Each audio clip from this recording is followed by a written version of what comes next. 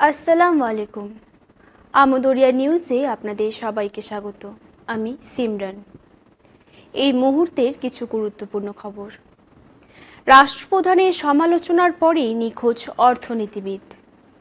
Social মিডিয়ায় চীনের রাষ্ট্রপ্রধান শি জিনপিংয়ের নীতির সমালোচনা করেই সে দেশের বিখ্যাত অর্থনীতিবিদ জু হেংপেং, তারপর থেকে হেংপেংকে আর খুঁজে পাওয়া যাচ্ছে না। চীনে হোয়াটসঅ্যাপ নিষিদ্ধ। সেখানে চীনের নিজস্ব অ্যাপ উইচ্যাট চলে। উইচ্যাটের একটি প্রাইভেট গ্রুপে হেংপেং চীনা রাষ্ট্রপ্রধানের নীতি কার্যক্রমের সমালোচনা করেছিলেন। তারপর থেকেই তাকে আর খুঁজে পাওয়া যাচ্ছে না। এক সময়ে হেংপেং চীনের সরকারি থিঙ্ক ট্যাঙ্ক হিসেবে কাজ করেছেন।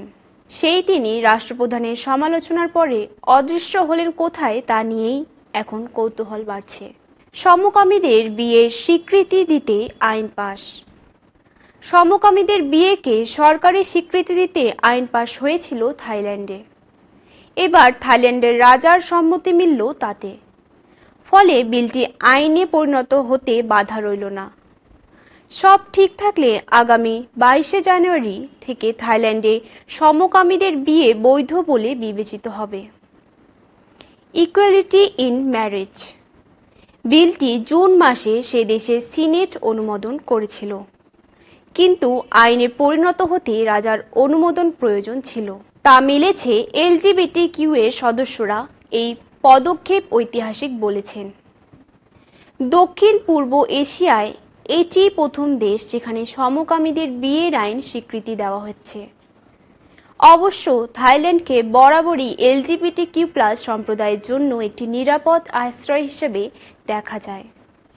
সেখানে নতুন আইনে স্বামী, স্ত্রী, পুরুষ এবং নারীর জায়গায় লিঙ্গ নিরপেক্ষ শব্দ ব্যবহার করা হয়েছে। সমকামী দম্পতিদের দত্তক গ্রহণ এবং উত্তরাধিকার আইন প্রদান করা হয়েছে। এলজিবিটিকিউ প্লাসের একাধিক সংগঠন জানিয়েছেন, আগামী 22শে জানুয়ারি 1000 জন সমকামীর বিয়ের মাধ্যমে আইনটিকে স্বাগত জানানোর পরিকল্পনা করেছেন তারা। থাইল্যান্ডের প্রধানমন্ত্রী পেতংটার্ন সিনাওয়াত্রা এক্স অ্যাকাউন্টে পোস্ট করেছেন, সবাইকে ভালোবাসার জন্য অভিনন্দন। ডাকাতে ছুরিতে নিহত সেনা অফিসার। ডাকাত ধরতে গিয়ে ছুরির আঘাতে প্রাণ হারালেন একজন সেনা অফিসার। বাংলাদেশের চকরিয়া উপজেলার ডুলা হাজরা এলাকার ঘটনা।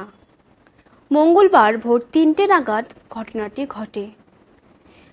নিহত সেনা অফিসারের নাম কর্মকর্তা লেফটেন্যান্ট তানজিম সারওয়ার নির্জন।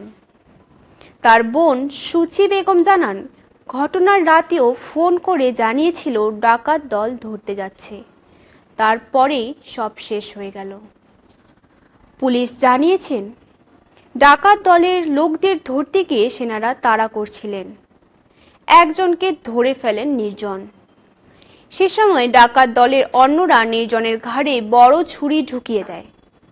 প্রচুর রক্তক্ষরণ হয়। হাসপাতালে নিয়ে গেলেও বাঁচানো যায়নি তাকে।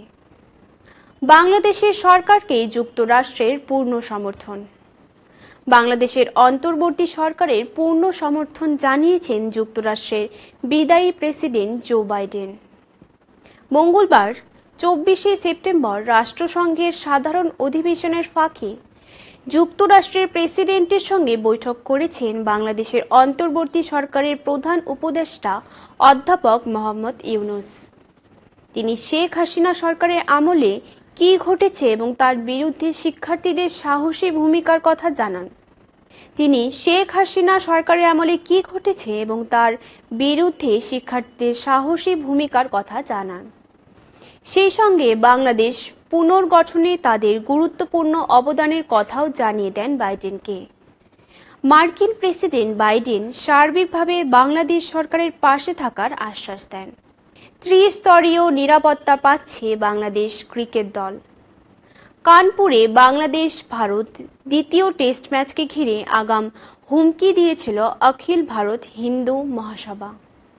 কানপুর টেস্ট নয়, গোয়ালিয়রে টি-20 ম্যাচেও হুমকি দিয়ে ম্যাচের দিন বন্ধের ডাক দিয়েছেন তারা। একইভাবে ভারতের ক্রিকেট টিমের জন্য ত্রিস্তরীয় নিরাপত্তা রয়েছে।